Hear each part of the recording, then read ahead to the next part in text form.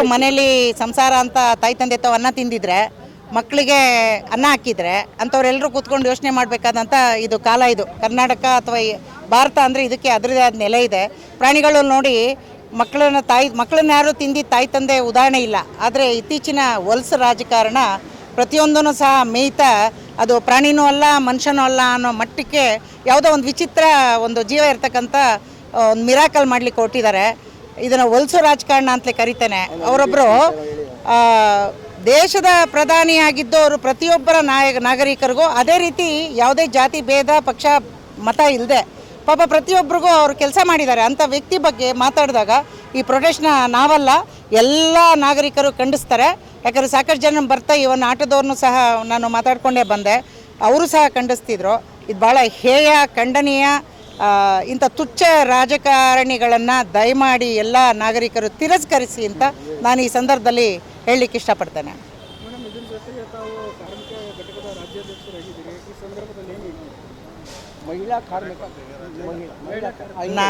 ನಾನು Shrimati K V ಯಶೋಧರಾಜಣ್ಣ.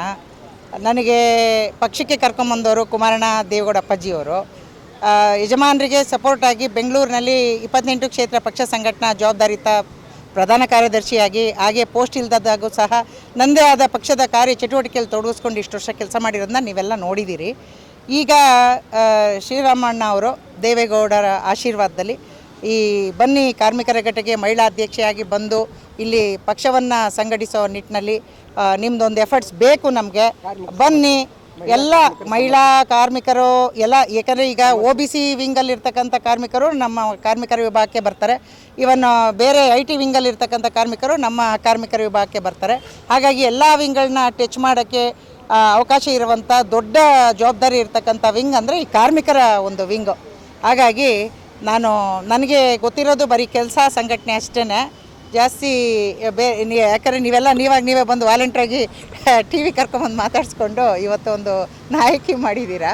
ಹಾಗಾಗಿ ನನ್ನ ಕೈಲಾದ ಏನಿದೆ ಅದು ಪ್ರತಿಯೊಬ್ಬರಿಗೂ ಕಸ ಗುಡಿಸೋರಿಂದ ಹಿಡಿದು ರೈತರ ಹೊಲದಲ್ಲಿ ಕೆಲಸ ಮಾಡ್ತಕ್ಕಂಥ ಅಸಂಘಟಿತ ಕಾರ್ಮಿಕರ ಒಂದು ಸಮಸ್ಯೆನೂ ಸಹ ನಿವಾರಿಸೋ ನಿಟ್ಟಿನಲ್ಲಿ ಕಾನೂನುಬದ್ಧವಾಗಿ ಯಾವ ಸರ್ಕಾರನೇ ಇರಲಿ, ಇವನ್ ಅಧಿವೇಶನ ಇರ್ಬೋದು ಅಥವಾ ಬಜೆಟ್ ಇರ್ಬೋದು, ಈ ಥರ ಒಂದು ಕುಮಾರಣ್ಣ ಮತ್ತು ದೇವೇಗೌಡವರ ಅಪ್ಪಾಜಿಯವರ ಆಶೀರ್ವಾದದಲ್ಲಿ ಅವರೇ ನನ್ನ ಗುರುಗಳು.